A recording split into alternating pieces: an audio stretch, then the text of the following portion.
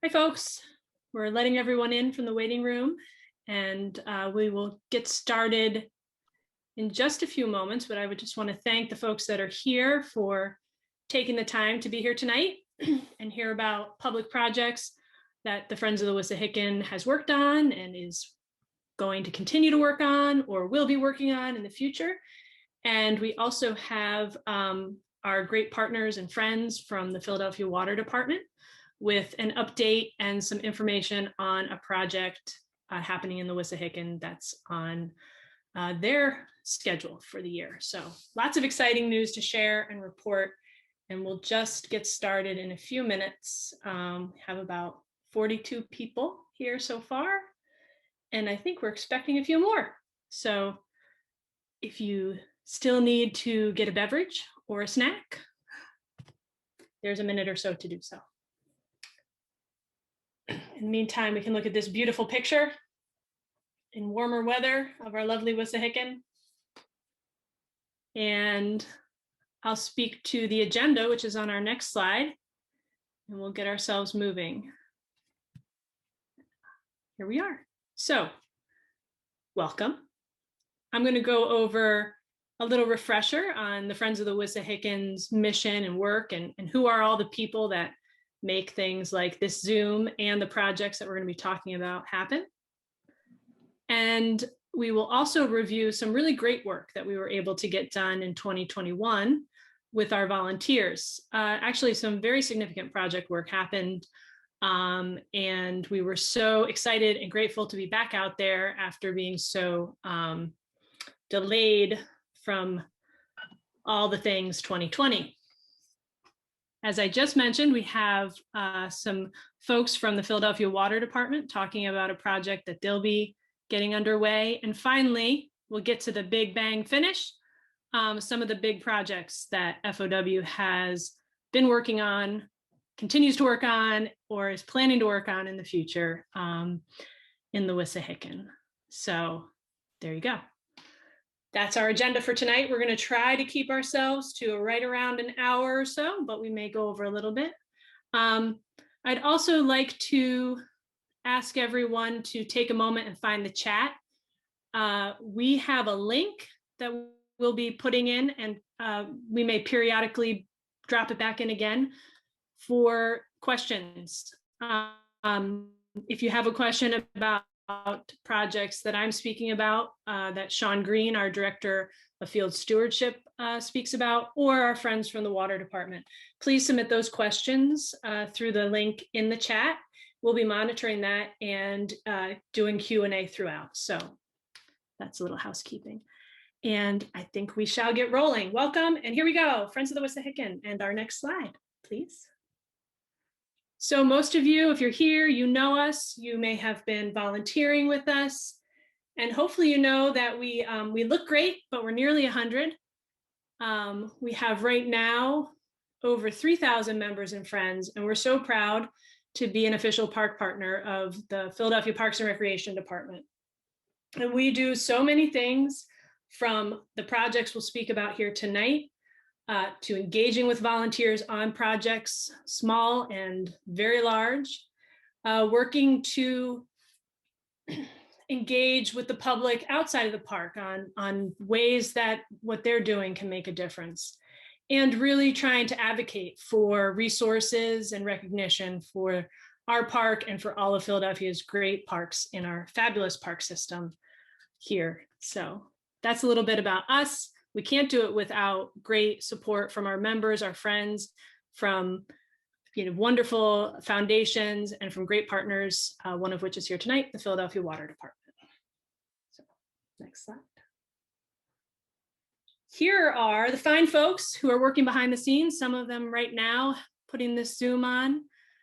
We have a great staff right now of 10. I think that's 10, 11. Am I counting right? Who knows? 11.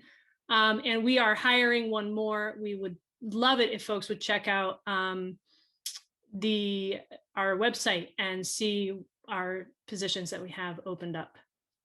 And that's this slide. We're growing. We have a volunteer program coordinator that will be adding a very new and exciting addition to our staff. And this will bring our field team from a team of 3 to a team of 4 under the leadership of Shawn Green, who is our Director of Field Stewardship. And we will also be hiring another large seasonal field crew this summer. So if that's something that you're interested or you know someone who would be interested in, please check out FOW.org. Thank you. I mentioned that a lot of what you may hear today is all the ways that we were still able to do work despite having to adapt to COVID-19 conditions. When we were doing this last year in the beginning of 2021, it had been a year that we really had planned to do many large outdoor work days, bigger, more, and all of those 2020 plans were set aside. We shifted ultimately to some smaller capacity, engaging volunteers in individual stewardship options, and increased our online programming. And we're just really excited to report all the work in the park that we were able to do as we transitioned, using those small groups, being safe out there, but still getting a lot of work done in 2021. And we are looking forward to continuing to be able to grow our capacity back, hopefully, to our pre-COVID numbers, especially with our volunteer work this year and into 23. So a little bit about COVID that's been with us. Next slide. All of our work is really rooted in the elements that you see here. So when we're making decisions about what projects we're taking, a lot of that was outlined in our strategic blueprint. We're still working through some of those projects. Again, it was an ambitious blueprint. We had some delays as we moved into 2020, and then we're still being guided by some of the principles in that work. We also have our ecological land management plan developed with the Academy of Natural Science, and a sustainable trails initiative completion plan that outlined how to bring that large scale over nearly a decade and a half of projects and programming to bring the formal aspects of that into completion, and then take those elements are really now firmly embedded in everything we do on the trails at FOW. And of course, priorities and opportunities, and in consultation with our 2 biggest city agencies that work with us in the Wissahickon, PPR and the Water Department. So that lays the groundwork for how we are moving into our projects. And we'll go to the next slide. And now it's my great pleasure to turn this over to Shawn Green. Hi, Shawn, our Hello, Director Ruffian. of Field Stewardship. And that's a new title for you. I want everyone to know that Shawn has been doing a fabulous job getting volunteers back out to work, keeping our the work that we can do with staff and volunteers moving along. And I'm so grateful to have Shawn on the team and recognize him as our Director of Field Stewardship. Thank you, Ruffian. I'm still getting used to that title. I feel like I'm still stumbling slowly through it. I feel like I'm going to forget a word in it. But hello, everybody. Thank you for joining us tonight. So as Ruffian had mentioned, of course, COVID-19, which I would love to just say that let's not talk about it, but you kind of can't avoid it. COVID has affected our lives in so many ways, and stewardship of the park was really no different. 2020 was really especially challenging, and I was so happy that 2021 we started to get back to some semblance of normal, with a lot more service days at reduced capacities and offering a lot more options to volunteers. And luckily we have such a strong mini army of volunteers that have come out to the park to take care of it this year, and we're so very grateful for the work that they put in. So taking a look at some of the broad strokes of 2021, we had over 1,000 individual volunteers putting in over 8,000 volunteer hours, many of which were at our volunteer service days, which we ran 140 of, which was quite a bit. Tuesdays, Wednesdays, Thursdays, Saturdays. I feel like I'm about to start singing the Happy Days theme or something. But if any of you joined us for those services, thank you very much. We accomplished a lot, including removing over 13 tons of litter, planting over 1,000 native plants, improving 6 miles of trails, removing 50 down trees, and removing 42,000 square feet of invasive plants. So that's a lot. But we also had quite a few major highlights. So let's look at a few of those. First up is the Gorgas Crossing. We had several skilled volunteers from the 201st Red Horse Squadron that are, those are members of the Air Force that came out to work with us to rebuild 3 footbridges, footbridge crossings in the Gorgas Creek area, which they did over the winter. And we're so grateful for the work that they did and are looking forward to some more work with them in the future. Also, fun fact, if you guys watched the Mayor of Easttown, this was one of the shooting locations. So worth checking out. Next slide. Next was the Houston Ravine planting, which we partnered with the Philadelphia Parks and Recreation Natural Lands team and planted over 500 trees in this area. This is the wooded ravine in between the 2 halves of Houston Meadow. We spent about a month there, a lot of service days, a lot of volunteers, and a lot of volunteer hours, and it was really wonderful. If you've never planted a tree before, I encourage you to come out on some of our volunteer service days, either this spring or fall. We will most definitely have some plantings. It's my favorite activity. That's not to say that picking up trash can't be fun. So come out for some of those too. And next up was the Monastery Reroute.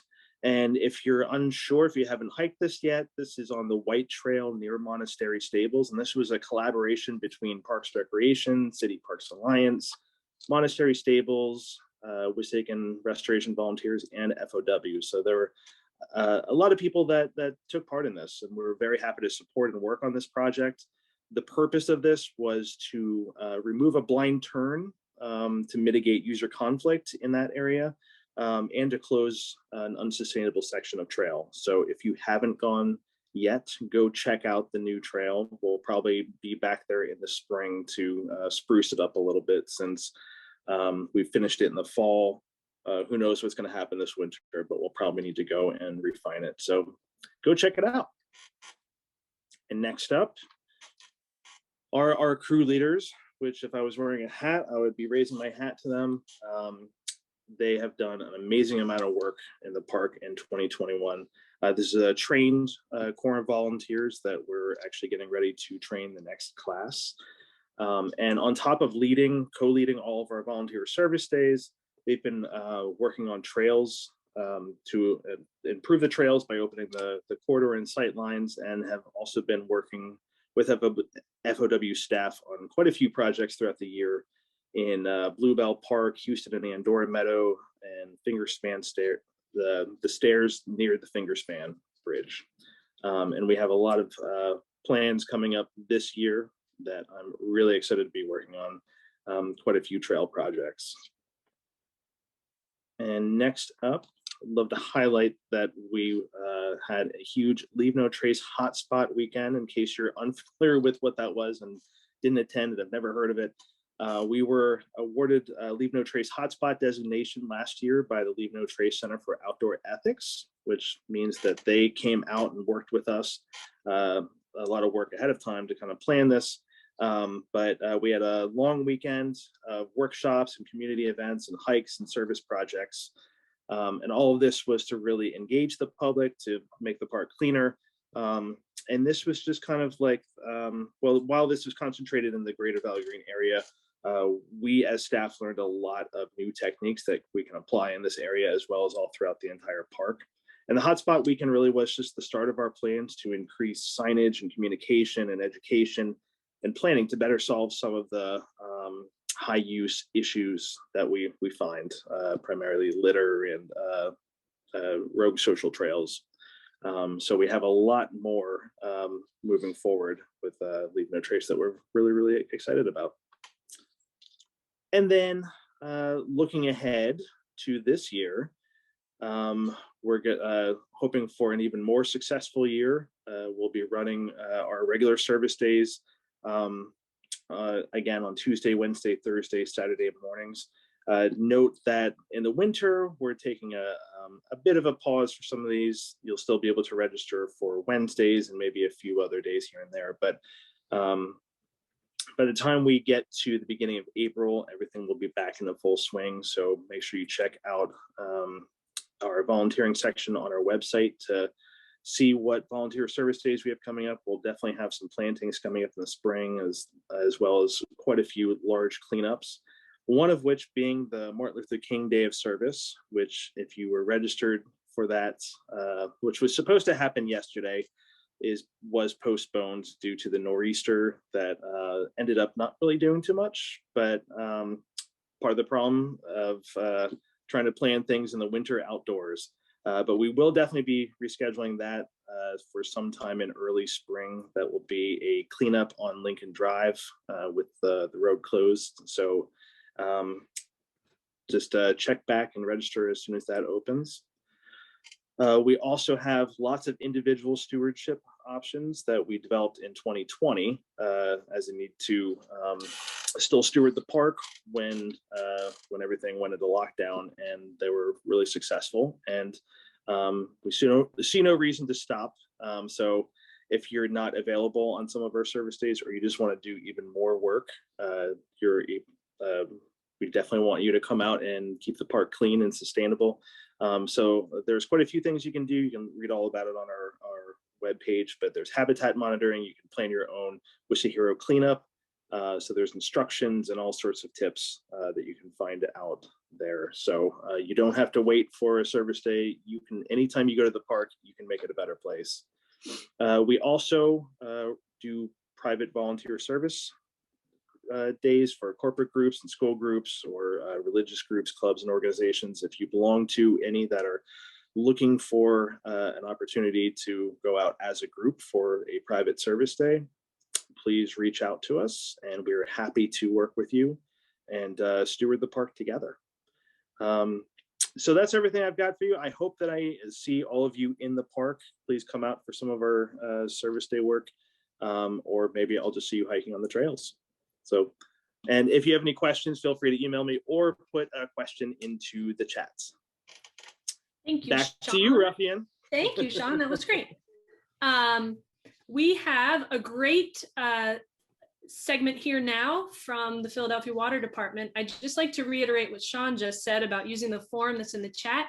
If you have a question about some of the volunteer work that Shawn just went over, please feel free to use that link, and we'll get to those towards the end of the presentation, as the same with what's happening here with the Water Department. If you have any questions about that, we're monitoring our form. So with that, I'm going to introduce Ashley Brahimi, environmental and civil engineer with the Philadelphia Water Department. And this is a project that Ashley's overseeing, Parkline Drive Interceptor, Gorgas, shoot and outfall.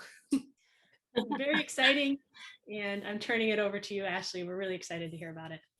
Thanks, Ruffian. Hi, everyone. Again, I'm Ashley. Thanks for the intro. And thank you to everyone in FOW for inviting us and having us today. We're really excited to be here with you all. And I'm here with my project supervisor, Rick Howley. So we're hoping to share some updates and project info about an upcoming stream restoration project, an asset protection project in Wissahickon Park. And next slide, please. Okay, so today we plan to share some info and updates about the project, including the project location, existing site conditions, proposed site restorations, the temporary trail closures that are unfortunately happening during construction, as well as the project timeline. Next slide. The project entails work at 2 separate locations. At the top left of the map, you'll see the first location near Gorgas Lane and the Yellow Trail, where we'll be taking care of repairs to the Gorgas stormwater chute and a collapsed outfall and gully. The second location shown at the bottom right here is situated near Parkland Drive, at an unnamed tributary to the Wissahickon Creek, where we'll be addressing some deteriorated conditions of a sanitary interceptor and an associated culvert. Next slide. And so as just mentioned at the Parkline Drive site, we have the Wissahickon High Level Interceptor shown in both pictures here on the slide. In the top picture, so you're looking at a profile view of the interceptor, in addition to the concrete culvert that runs through the interceptor and conveys the tributary to the Wissahickon Creek. And as you can see in the bottom of that same picture, the stone and brick masonry wall between the culvert and the interceptor is cracking and separating at its base due to erosion and weathering. In the bottom picture, you have a good view of the top of the interceptor. And here we're seeing some deteriorated conditions of the concrete, especially in the area, as you can see, where the interceptor meets the trail. Furthermore, at this site, we're seeing the formation of a large scour hole on the downstream end of the interceptor, which over time may worsen deterioration of the culvert and masonry wall, as well as downstream erosion of the stream bed and banks. Next slide. So in order to remedy the current situation here, we are currently planning and designing, or in the midst of creating our design plans to complete concrete repairs on top of the interceptor, particularly where it ties into the trail. And both the upstream and downstream faces of the masonry wall will be repaired, as well as the undermining under the culvert. And to address the scour hole and channel erosion, we have planned for the construction of a plunge pool downstream of the interceptor and culvert, as well as some bank stabilization on both sides of the stream banks. And as you can see here in the picture on your right, this is just an example of a plunge pool from a previous project. Essentially, it will help stabilize the channel bed and dissipate some of the energy from the incoming stream flow through the culvert. Next slide. So moving on to the Gorgas Run site, here we have two issues we're addressing. The first being the Gorgas chute shown here in the picture. The chute begins at a storm drain outfall adjacent to the intersection of Fountain Street and Henry Avenue and conveys stormwater runoff to Gorgas Run. And as you can see, there are currently large cracks and fissures throughout the chute. There's also erosion adjacent to the chute where stormwater runoff has overtopped the sidewalls. And then the second site is the Gorgas Run outfall. The existing outfall of a storm drain collecting runoff from Henry Avenue has collapsed, and a gully has formed downstream of the storm drain. And if we move to the next slide, we can also see in the picture here shown there are segments of the pipe that have collapsed into this gully. So to address these issues, the Gorgas chute will be cleaned and restored to establish new structural integrity for the chute. And some riprap will also be placed adjacent to the chute in the location of the erosion, so as to prevent further erosion in this area. And at the outfall site, we'll be installing new concrete pipe to replace the collapsed and disconnected storm drain. And the outfall will have an end wall and outlet onto some riprap to, again, help dissipate the energy from the inflow of stormwater runoff. Next slide. So this is the sad part. During the project construction, unfortunately, we'll have some temporary trail closures. At the Parkline Drive site, this will include the white trail leading from Parkline Drive down to the orange trail, where it is in the near vicinity of the Wissahickon High Level Interceptor. And at the Gorgas Run, Gorgas Lane Trail will be temporarily closed between Gorgas Lane and the intersection of Yellow Trail. From here, the Yellow Trail will have temporary closures up to the chute and outfall sites. Next slide. So currently we are reviewing the 90% design with a plan for final design on February 13th and a targeted construction date of August 1st. Of course, this is a little bit flexible, but we aim to have the design completed no later than March. And next slide. With that, we just want to say thank you so much for listening in and hearing our brief project updates. And thank you again for FOW for providing this opportunity. So hopefully we have a few minutes for questions, but that is up to Ruffian and the crew. Sure.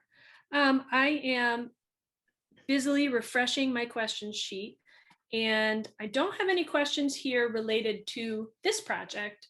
I have one question concerning the Monastery, and I don't know if, I know that's probably not yours, but Not mine. maybe. I don't know if we have a willing taker What regarding is the the, Monastery.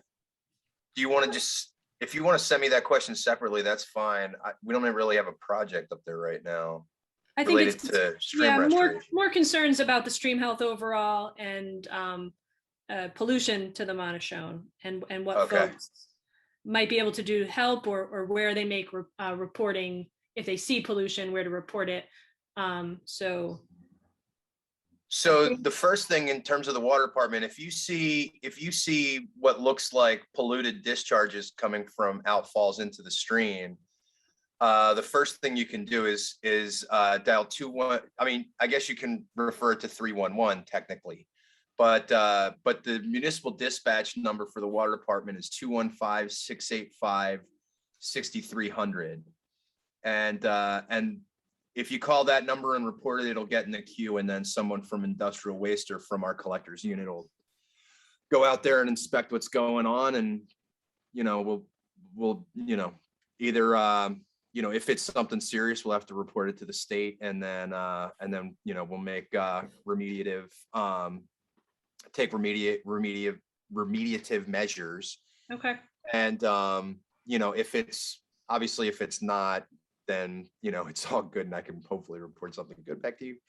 But the other thing is too, sometimes even if you do report it, those things might take time because if there is somebody dumping something into an inlet or somewhere where they shouldn't, and it ends up in the outfall, it might be hard to, for our industrial waste unit to trace where that's coming from for a while. Mhm. So Okay. they have done a lot of this stuff, but I don't want to get people's hopes up that somebody will take a look at it and then it'll be done the next day. So Right. So there's Yeah. we've got a lot of draining, and we need to find the source. But folks, Rick has shared the phone number and for reporting that, and I think that's really great information to have about that. And with that, I'm going to offer that folks, if you have any more questions from Ashley's presentation, feel free to submit them, and we'll either follow up at the end or do some follow up back to all of our attendees when we share the recording. We can also hopefully have some information on any questions we didn't get to. So here we are. Here's an FOW staff person running one of our machines, and we're doing capital projects. So thank you all for sticking with us. I do have a few questions here that I'm going to answer before, actually it's just several people asking the same question, which is not an FOW project, but is happening in the Wissahickon, and that is the footbridges that connect the paved bike trail to the 10 box area parking lot and allow you to get into the Wissahickon on Forbidden Drive. That project, my last update was in December, and at that time, partners at PPR shared that the project remained on track. It was initially spec'd as a 9 to 12 month project and started in March of 2021. So they still are hopeful to have that wrapped up. If FOW hears any further updates, we will certainly share them with everyone as we have that information. But that was the last update I received. We're all very excited to have that work done. It's a little over $1 million investment back in that critical infrastructure. It has been very inconvenient, but it was also very, very necessary, and really grateful that our Parks Department was able to make that capital investment, and we'll get those bridges up and running again. So again, that's not an FOW project, but I did have a few questions on that, and I wanted to get that answer out there. So here we go. Next slide, please. I'm going to speak about 4 projects here today. The first one, our restroom facilities master plan, is such a amazing project. It gets its own public meeting in February. So if you could join us again on Tuesday, February 16th at 6 p.m. here on Zoom, we will have our consultant NV5 doing a second public presentation on the master plan and its process. And I will touch on, give a high level overview of that tonight, but certainly we will get further into the restrooms at that meeting. We have a project that we were working on in the planning and fundraising stages in 2021, our Wissahickon Valley Park Neighborhood Connection Project, Phase 1, Germantown. And I'm going to give you some details on that. I am thrilled to announce that we were just awarded a DCNR grant for that. And so that project hopefully will be moving ahead, certainly in planning and design this year. Our East Falls Reroute and Habitat Restoration Project is one of the priority projects to finish up the Sustainable Trails Initiative in that STI completion plan I mentioned at the beginning of this presentation. And then our big finish, and I hope you all stay with us, is our Valley Green Run and Pedestrian Bridge. And that project, well, there's a lot to say about it, so you're just going to have to stick with us. So here we go. Next slide. All right, East Falls Reroute and Habitat Restoration. This is in the lower section of the Wissahickon on the other side of Forbidden Drive, or of Lincoln Drive, sorry folks. And we have been working with volunteers in other areas, a little bit on the northern section on the other side of Gypsy Lane. But the trails over here have long been identified as unsustainable. There's a lot of erosion. There's also some really difficult, along with the erosion, has made accessing the trail from Gypsy Lane there very difficult. It's a mixed use area, so we have people that are hiking, we have mountain biking, and it's really an opportunity to utilize this section of the park, bring those Wissahickon elements that we love, good signage, some wayfinding, and also really work on these trails, making them fun and accessible for everyone, and also get in there and do some habitat restoration with native plantings. We have as we see in other areas of the Wissahickon, our understories compromised, but there's also some interesting old stonework. You see a little bit of that here in the picture. And this project will be doing some early, what we're referring to as a phase 1, where we're really studying what's possible, getting a little bit more planning about alignment, working with all of our partners on that, and coming up with plans for significant fundraising. And there'll no doubt be a large volunteer component to this, given that there's a lot of active use here, both again for hiking, mountain biking. So we're very excited to have this on our deck, and we'll be looking forward to sharing more details about how and where the trail alignment goes. But you can see here in that red line that's a section that we're anticipating a closure and doing what we do, finding a better contour for that trail line to be. And part of that is the enjoyment, the accessibility for our users to get on there, but also so that our trails are not contributing to a more stormwater runoff, and they are sustainable, meaning that they can withstand a lot of that environmental factors that happen. And so we really need to get that line on a better contour and get people through the space safely. So, and again, please use the smart sheet for questions on that. All right, another project down in the southern end of the park. This one over near Harvey Street. we're calling it our Neighborhood Connection Project, and this phase of it is Germantown. So you can see some in the photos here to orient you, some elements of the parkland. There's a statue to Henry Houston here, and a really lovely semicircular bench and little plaza area.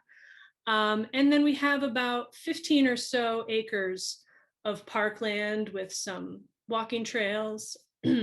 And on either side, where there would be sidewalks to walk along the edges, those have been very compromised and degraded. So again, working on bringing those park elements that we have at some of our main entrances and secondary entrances and tertiary entrances here to this section of the park. The signage, our kiosks, wayfinding for the little trails throughout, and perhaps some interpretive signage. There was an old estate here and gardens, so that may be an element in future phases.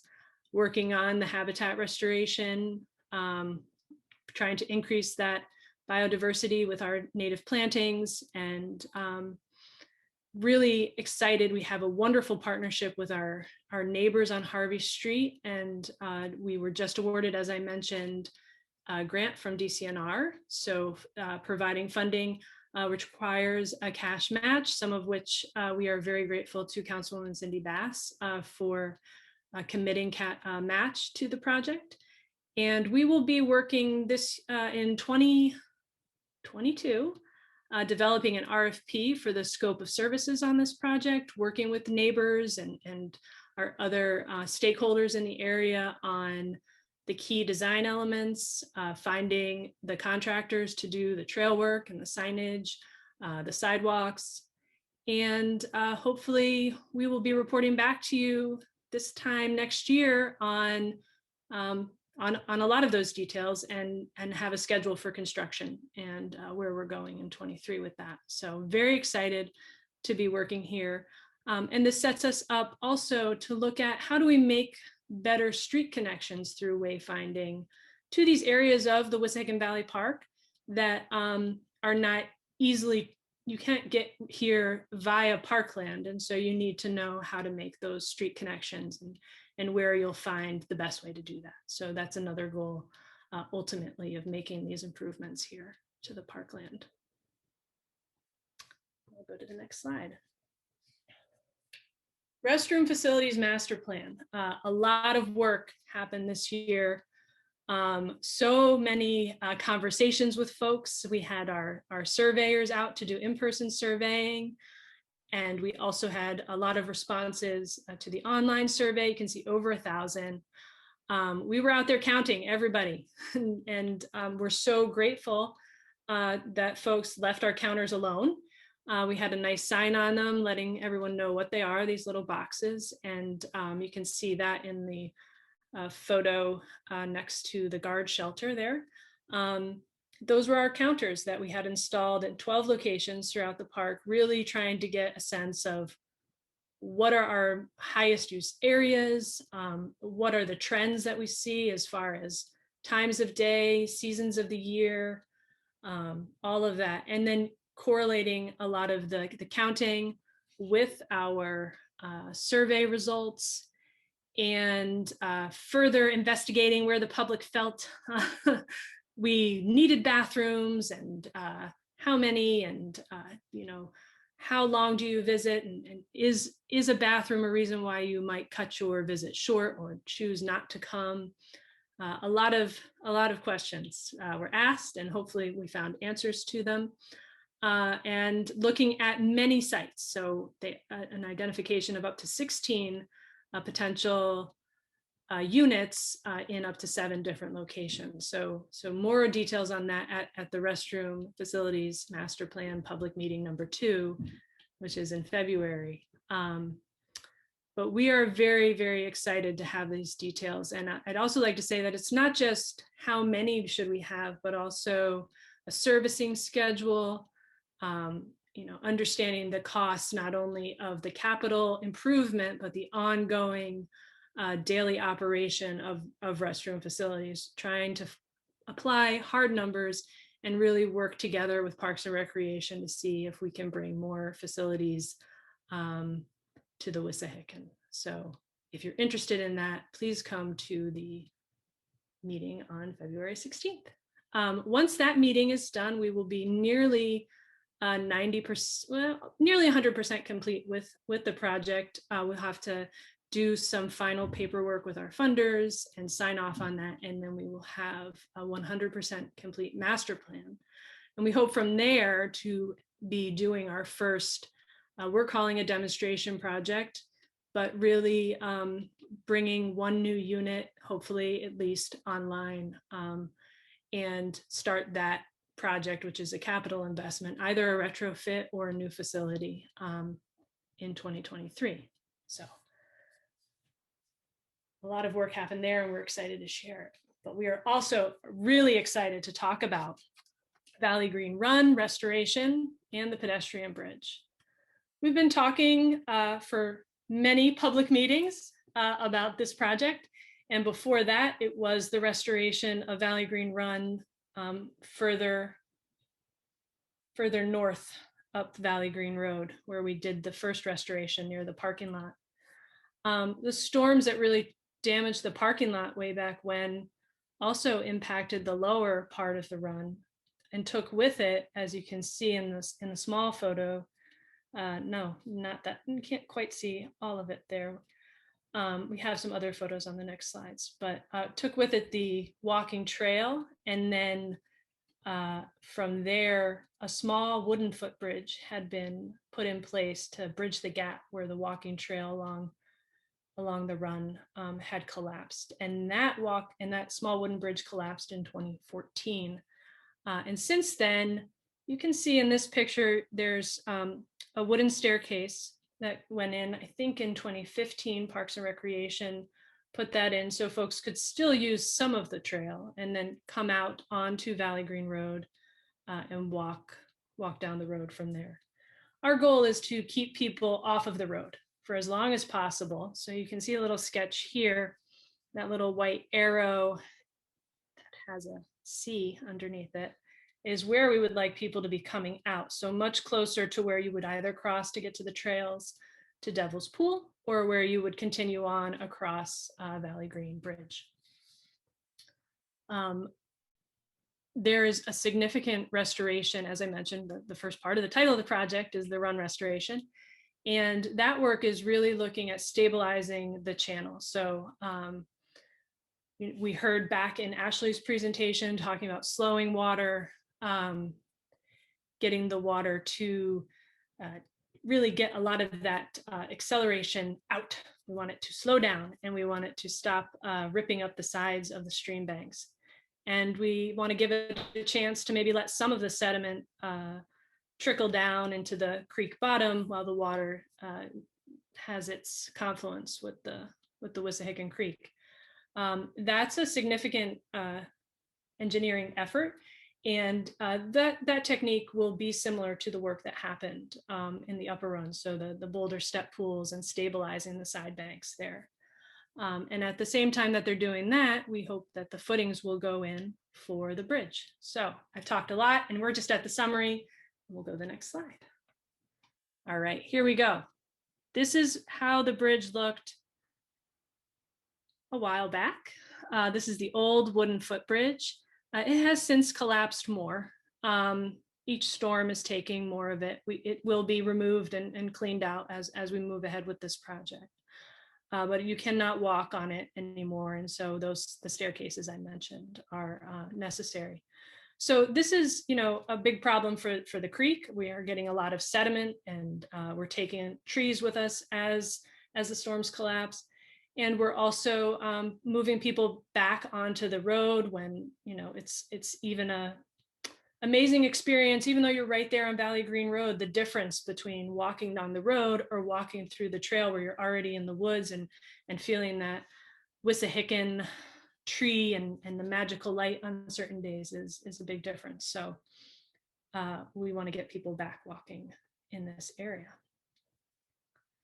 I mentioned here we have the plunge pools. We're getting that water to slow down. We are trying to get the sediment to filter out.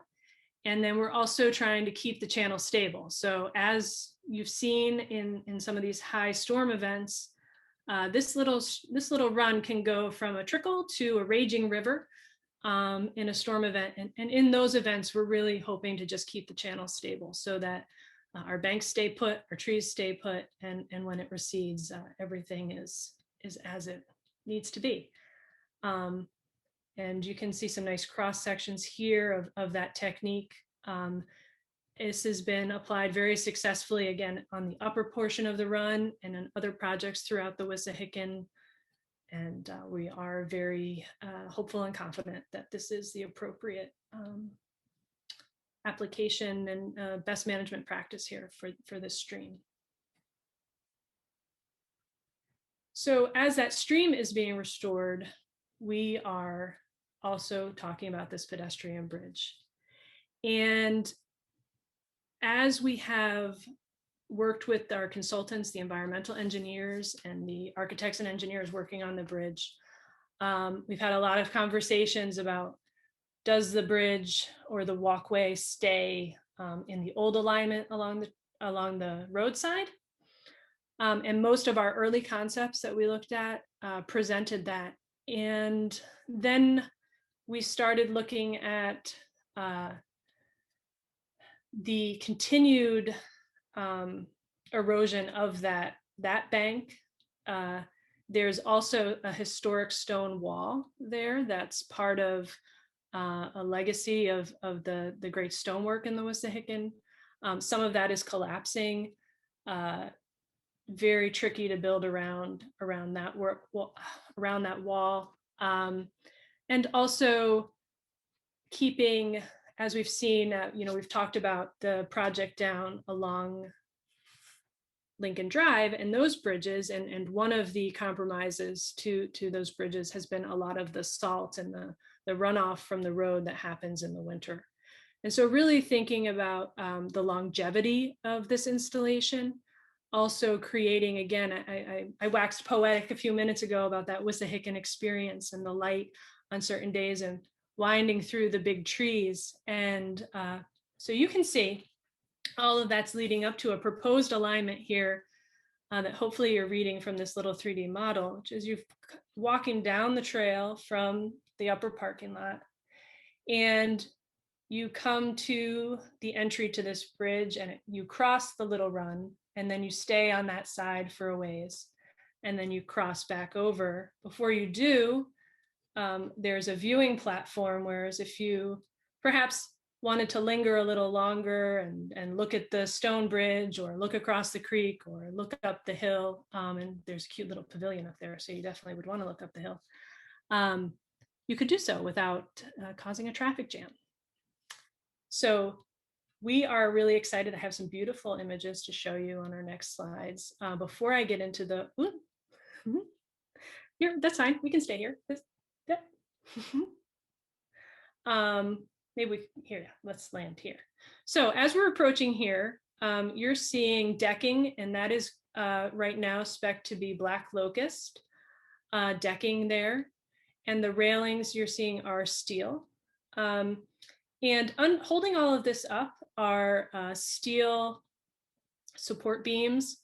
And that allows us to have fewer footings, so less points of contact in the creek, a longer lifespan, and I think a more ultimately visually appealing walkway here. And there'll be most likely some see-through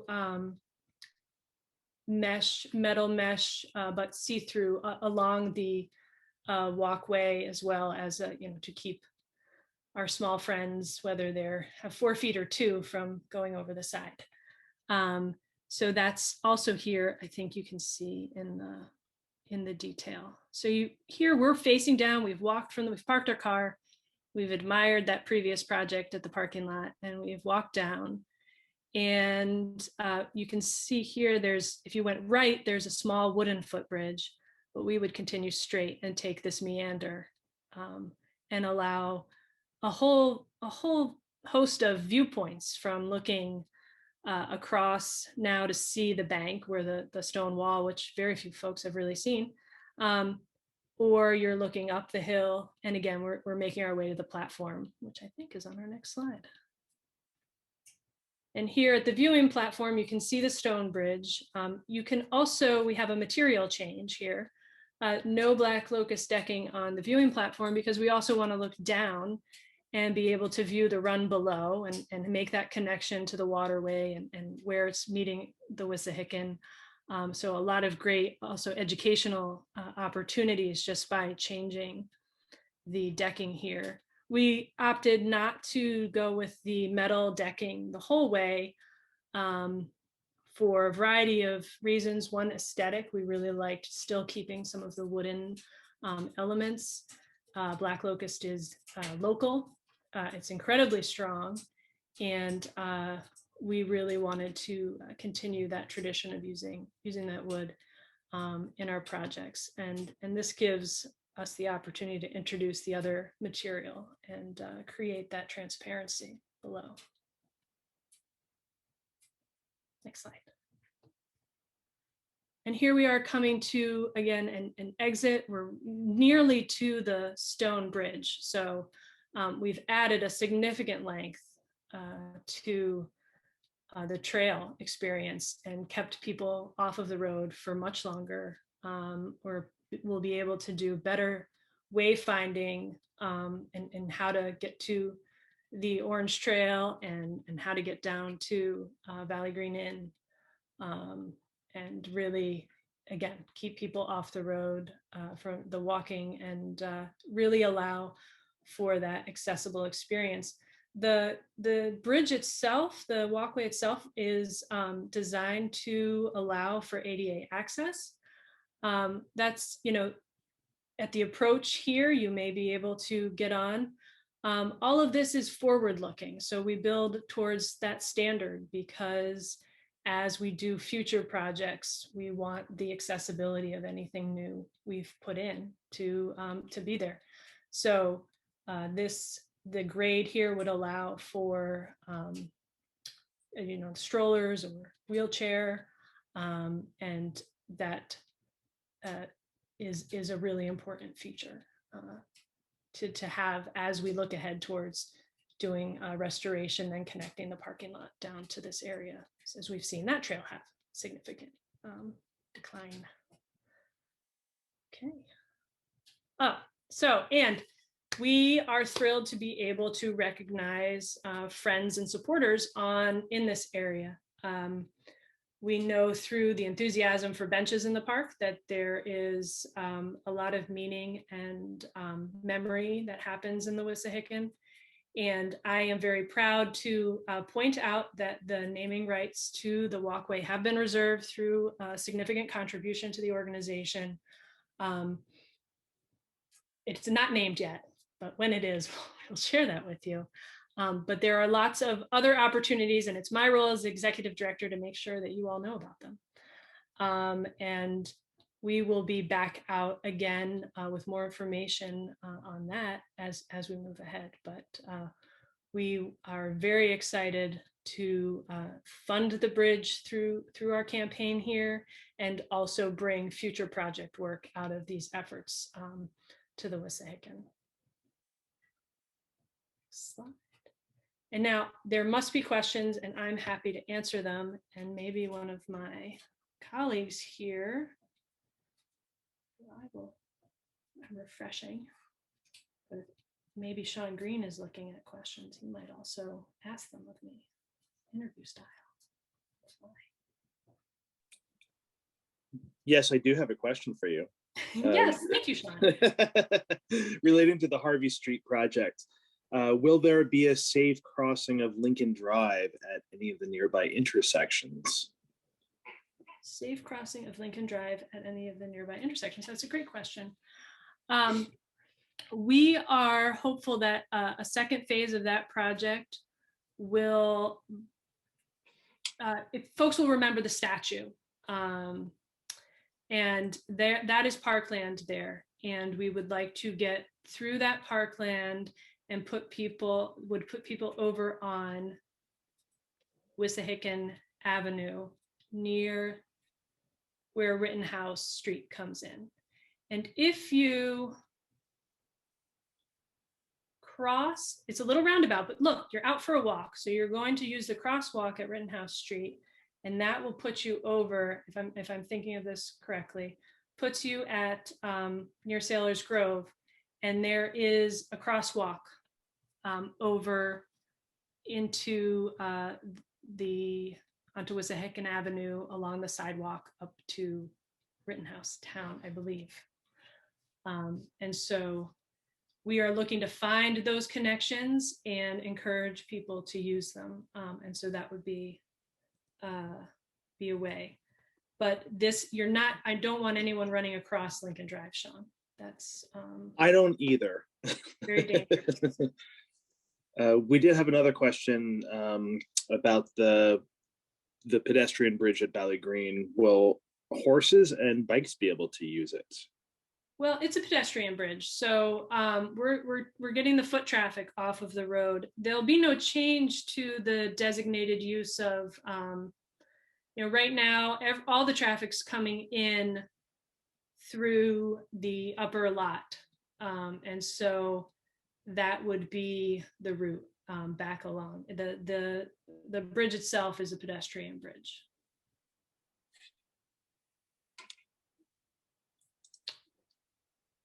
All right.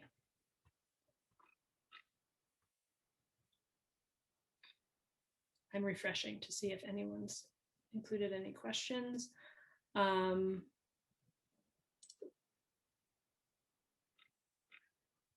I am not seeing it. I am also not seeing any. Oh, wait.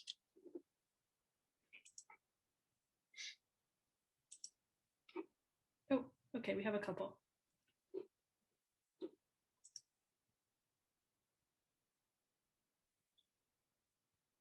I'm trying to see them.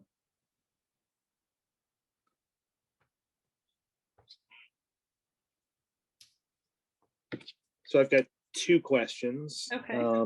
Is there any discussion about preemptively removing trees that will fall on new projects or people? There's so much discussion about what if a tree falls. There will be tree work that will go along with the pedestrian bridge project.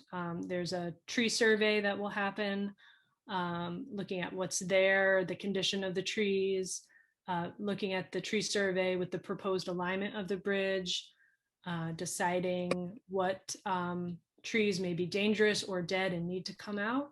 And also there is a significant habitat portion of the project, which is replanting of the banks. So with most likely more of our shrubbies on the near the bridge, and then looking at what can happen on the hillside. But definitely there's a lot of concern about the trees from many perspectives, and that's why the tree survey will happen and give us a sense of what's going on there and what steps need to be taken.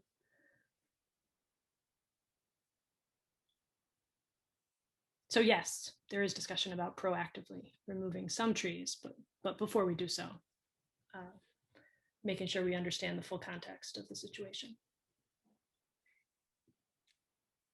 And it looks like there's another question about whether or not Carpenter's Woods falls under FOW's not really jurisdiction, but you know what I mean. Apparently the bridge there is in rough shape. The bridge. I have looked at a bridge in Carpenter's Woods, but I don't know if it's this bridge that they're talking about. Friends of Carpenter's Woods is a great group. Parks and Recreation, obviously Carpenter's Woods is part of the Wissahickon Valley Park, and so we're definitely interested and concerned. And so if there's if our questioner has, might be useful if they could email you or I, Shawn, or send it in through our submit a question on our website, a photo and locations, we can certainly get the team out there to have a look. I actually recently saw it, and So I probably could have just answered that for you. Okay. Yes, that is on our list. We do have a couple bridges that we're hoping to take care of this year. And we do hope to include the Friends of Carpenter's Woods in anything that we do in that area. Yeah. More friends always better.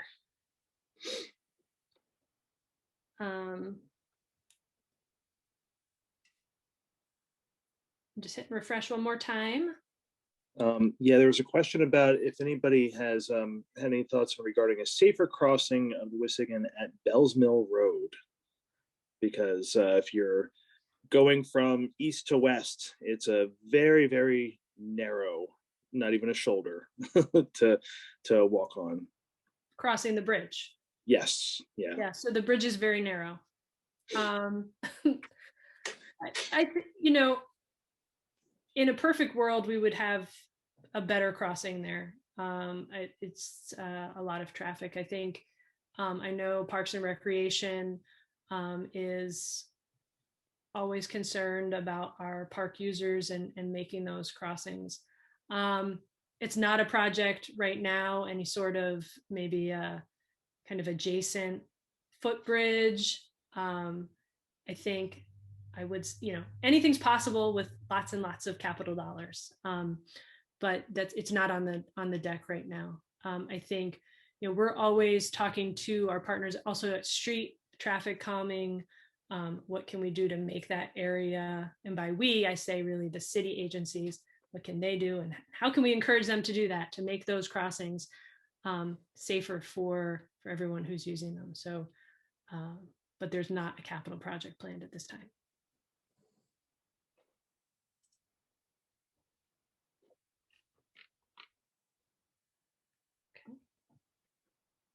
And I'm not seeing any more. Well, folks, we'll always take your questions. So if you think of one later, or perhaps you thought you submitted one and we didn't get it for whatever reason, please reach out. We'll follow up. We'll even share it in the newsletter because if you had the question, probably other people did too. And again, we'll have another project meeting for the restroom master plan in February 16th. I think we will also have another meeting later in the year, focus specifically on the bridge, invite our design team out to talk about the project as we get a little bit further along in design. So the designs we showed tonight are the concept designs. We need to start moving into our engineering and architectural design documentation. And when we get into that, having a focus meeting on that project and really how we're making some of the decisions there. But we are very encouraged to keep that project moving and to share these new projects with you tonight and to share from the water department and hear about all of the great work volunteers have done. So thank you all so much for being here and listening. And hopefully we'll see you again at future meetings and fun events or out there with Shawn and the team. So, all right, folks. Thank you. Thank you very much. And thank you, Rick. Thank you, Ashley. And Take care. Thank you. Have a great night. goodbye, everyone.